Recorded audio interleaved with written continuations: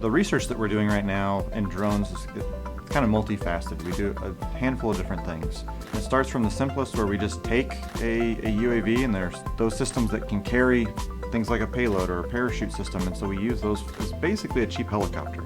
So we can use that to carry up our systems and drop it and try, in some sense, to deliver goods to the right people on the ground, and so we're kind of on the cutting edge of that.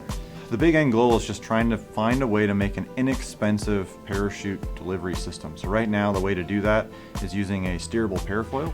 Those work very well, but they are quite expensive, which means that they are not typically used, except in the most dire of circumstances.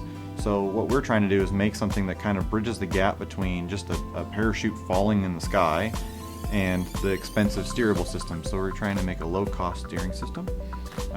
And the idea being that that can now be used for the defense. I mean, it could be ammo supplies, medical supplies, food, whatever it might need to be, as well as humanitarian relief. So right now we're on a project where we're trying to work on creating a blood delivery system. So it would be a UAV-based blood delivery that uses our parachute system to try to get it down to the right people on the ground. So this room is a little messy, but that's because we have a lot of stuff going on, a lot of different programs and things we're trying to get ready all at once. I mean, we have some students that are laying up carbon fiber to try to make carbon fiber aircraft. We've got small drones that are around because we're going to teach a drone class on how to learn to fly.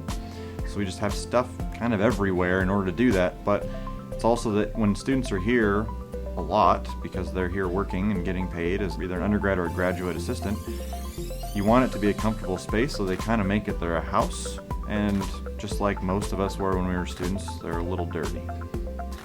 Yes, we get paid to do fun stuff, and everyone always stops by to talk, because most of the time when you think about research being done, it's people in lab coats in a lab, and we're outside doing stuff and crashing things often, which is pretty exciting.